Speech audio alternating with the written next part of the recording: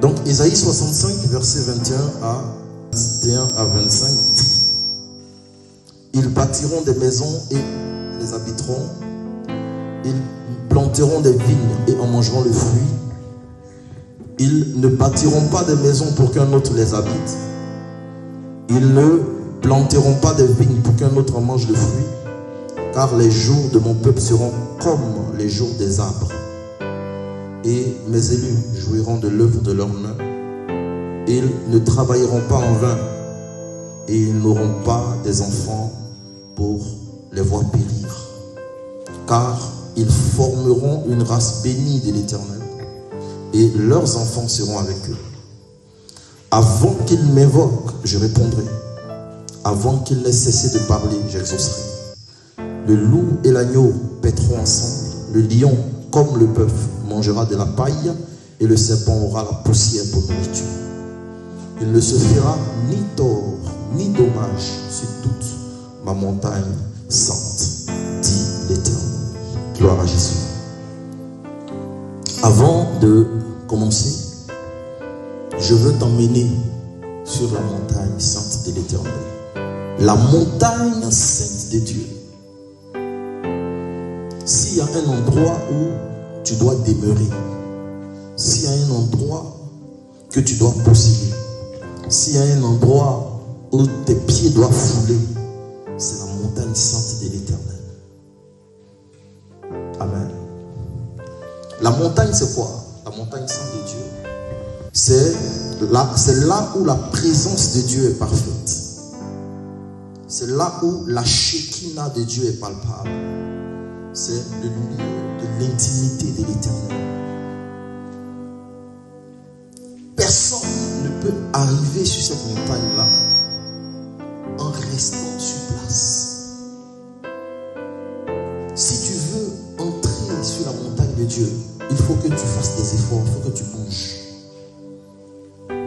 Voilà pourquoi Dieu a dit à son serviteur Abraham, il dit: prends ton fils, ton unique, celui que tu aimes, Isaac, et offre-le-moi en holocauste sur l'une des montagnes que je te montrerai. Donc ça sous-tend que Abraham devait partir de la position où il était, il devrait se mettre en mouvement. De la position où il était, il devait commencer à marcher pour se diriger sur la montagne. Si tu ne fais pas d'effort, si tu te contentes de rester dans la position où tu es, si tu te plais dans cette situation, dans cet état, tu ne pourras jamais voir la montagne sainte de Dieu. Si tu veux voir cette montagne-là, il faut que tu te mettes en mouvement, il faut faire des efforts, il faut te surpasser, il faut te consacrer. Se consacrer, ça demande de faire des efforts. Amen. Changer de rythme.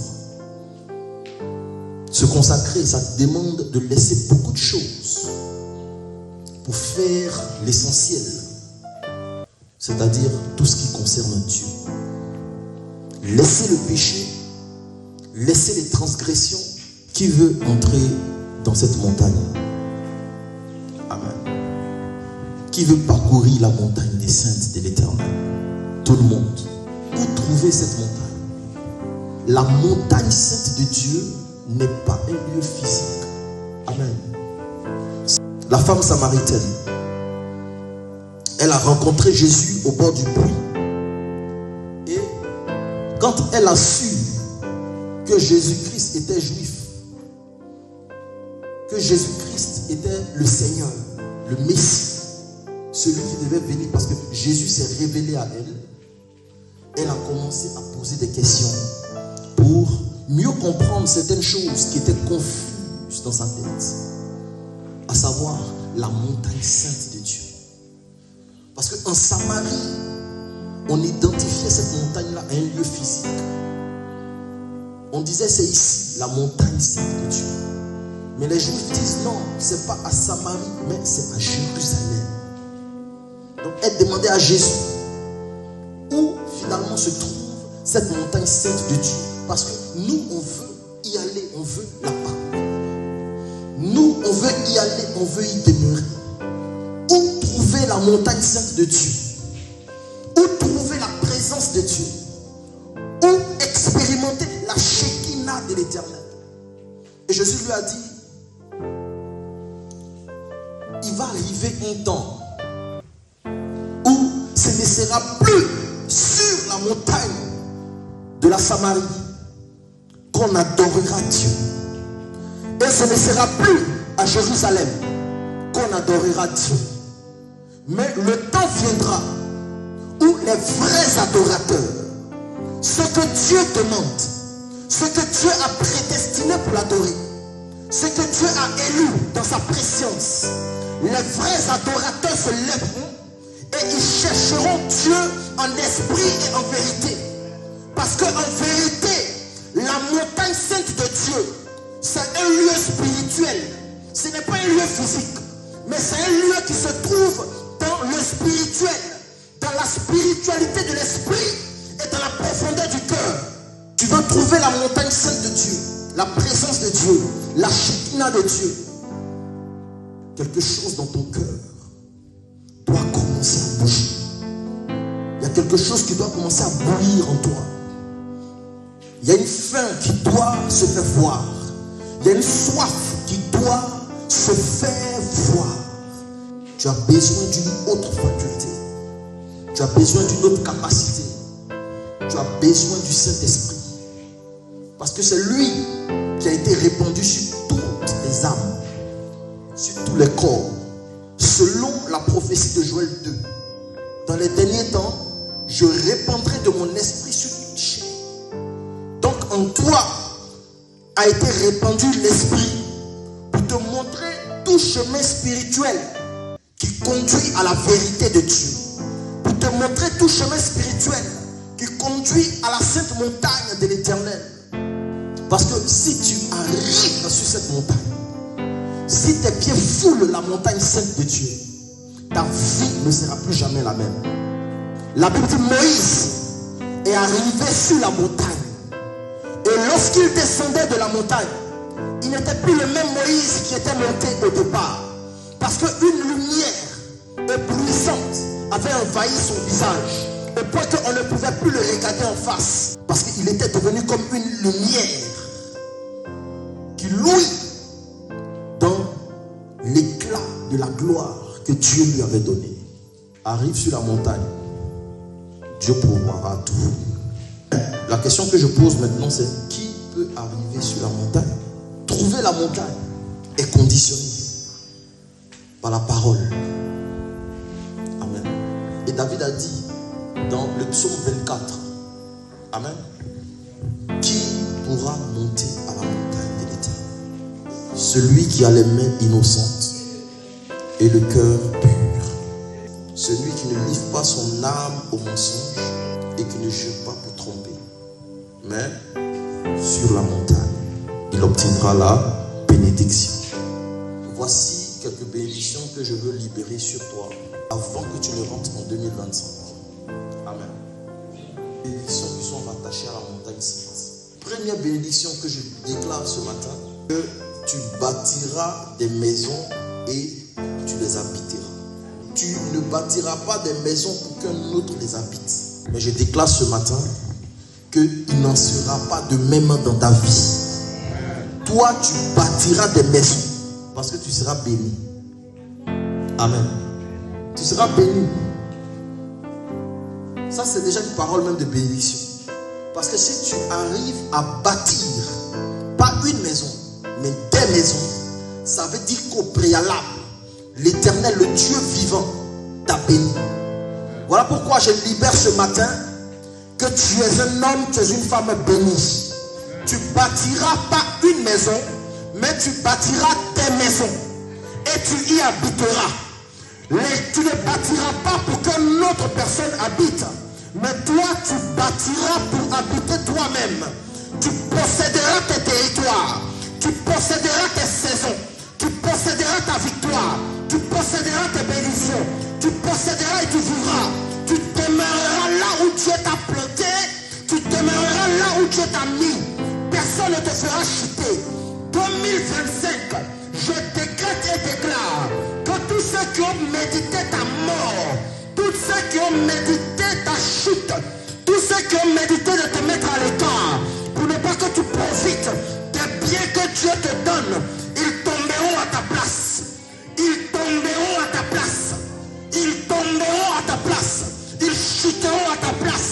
Dieu t'envoie un travail, tu commences à travailler et tu sens que si ça continue comme ça, d'ici 2 ans, d'ici 3 ans, d'ici 5 ans, toi aussi tu peux acheter des terrains. Ce n'est pas quelqu'un qui a venu te dire, ah, tu peux acheter des terrains, mais toi-même tu constates de tes propres yeux que tu achèteras des terrains. C'est le souhait de quelques enfants que j'ai. Et pendant que je libère tes paroles ce matin, je pense à mon fils aux États-Unis. Il m'a dit, Père, je veux bâtir des maisons. Il m'a dit, je veux acheter des terrains. Je lui ai dit, ça se fera. Je libère la bénédiction dans sa direction. De là où il se trouve, j'ouvre les portes de la gloire. J'ouvre les portes des terrains. J'ouvre les portes des maisons. J'ouvre les portes des concessions. J'ouvre les portes des territoires. Afin que sa gloire s'élève. Afin que son nom soit renommé. Afin qu'on parle de lui dans sa famille. Un miracle va se produire. Un miracle va arriver. Un miracle va arriver. J'appelle le miracle dans ta maison. J'appelle le miracle sur ta tête. J'appelle le miracle dans ta famille. J'appelle le miracle sur ton chemin. J'appelle le miracle dans tes finances. J'appelle le miracle dans ta direction.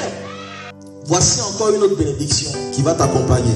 Je parle et Dieu se lève du haut de son trône et il saisit les paroles, il travaille.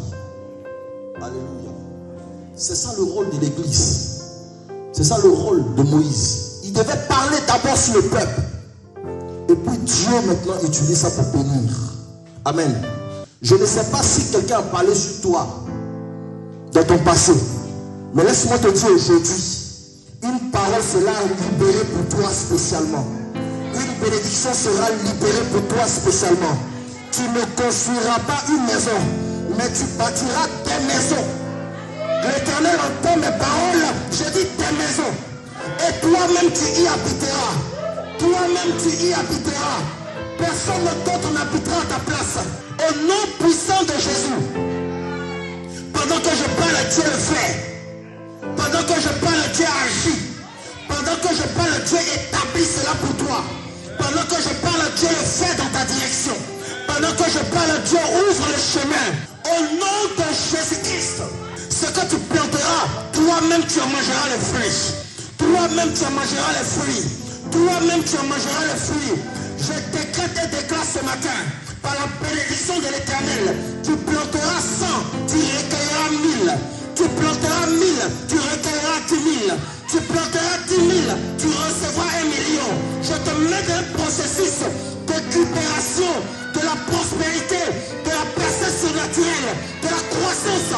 Tu entreras dans une percée miraculeuse, dans la multiplication de l'Éternel. Regarde, il y a une autre bénédiction que je veux libérer encore sur toi. Que l'Éternel te fasse jouir de l'œuvre de tes mains. Tu ne travailleras pas en vain sur la terre. Mais tu travailleras à la sueur de ton front pour prospérer, pour évoluer, pour percer, pour être multiplié. Jouir de l'œuvre de ses mains, c'est une bénédiction. Travailler en vain, c'est une malédiction. Je décrète et déclare ce matin que toi tu ne travailleras plus en vain. Tu ne travailleras pas en vain. Je programme ta destinée à la multiplication. Je programme ta vie à l'accélération. Je programme ton étoile à vivre dans les hauteurs. Tu ne travailleras pas en vain, mais tu travailleras pour être béni. Tu travailleras pour être prospère. Tu travailleras pour la percée. Tu travailleras pour la multiplication. Tu profiteras de l'œuvre de tes mains. Je bénis ce matin les mains que tu utilises pour travailler. Si c'est des pieds aussi que tu utilises, je les bénis ce matin. Mais je proclame de toutes les façons que tu ne travailleras plus en vain. Mais tu jouiras de l'œuvre de tes mains. Tu monteras sur les collines des nations parce que Dieu multipliera tes mains. Dieu multipliera tes finances. Je prie pour tous ceux qui ont la main percée. Tu travailles, tu as de l'argent, mais tes finances sont dilapidées et dispersées. À partir d'aujourd'hui, je libère une nouvelle grâce sur ta vie, afin que le trou que l'ennemi a percé au milieu de tes mains se referme maintenant. Se referme maintenant. Tout esprit de dispersion est est frappé par le feu de l'Éternel. Tout esprit de dispersion est frappé par la main de Dieu. Toi, tu jouiras de l'œuvre de ta main pour emmagasiner, pour croître et pour grandir. Au nom puissant de Jésus. Ce que je suis en train de dire arrivera dans ta vie certainement. Tu es béni au nom de Jésus et non maudit. Tu n'auras pas d'enfant pour le voir mourir. Je refuse ça au nom de Jésus. Il dit, tu ne verras pas mourir tes enfants, mais tes enfants seront avec toi. Et tes enfants feront partie d'une race bénie de l'Éternel. Alléluia. Je lève ma main vers toi. Je lève ma main vers tes entrailles. Je lève ma main dans ta maison. Et je proclame et déclare dans le nom puissant de Jésus-Christ que les enfants que tu as mis au monde, même ceux qui sont encore en attente, en cours de téléchargement, ceux qui sont en train de venir, personne ne mourra tant que toi tu vis. Alléluia. Personne ne mourra avant le temps. Personne ne mourra avant l'heure. Personne ne mourra précocement dans ta maison. Tes enfants resteront avec toi. Tu fêteras avec eux. Tu te réjouiras avec tes enfants. Le malheur ne frappera pas tes portes. Le malheur ne frappera pas ta maison. Je libère la vie dans ta maison. L'autel de mort tombe aujourd'hui même. Ils seront avec toi. Ils grandiront avec toi. Ils feront le mariage avec toi. Ils travailleront devant toi. Ils se marieront devant toi. Ils prospéreront devant toi. Ils seront établis devant toi. Ils seront élevés devant toi. Jusqu'à ta vieillesse, ils ne mourront pas. La Bible déclare que la parole purifie celui qui l'écoute. Que les paroles prononcées ici, ce matin sur l'autel, s'attachent à ta vie et à ta destinée. La victoire t'appartient aujourd'hui. La victoire t'appartient aujourd'hui. La victoire t'appartient aujourd'hui. La victoire t'appartient par la parole prononcée. La victoire t'appartient par la parole déclarée. Reçois la victoire ce matin. Reçois la victoire ce matin. Que ton âme reçoive la victoire ce matin. Que ton corps reçoive la victoire ce matin. Que ton esprit reçoive la victoire ce matin. Que ta relation avec Dieu reçoive la victoire ce matin.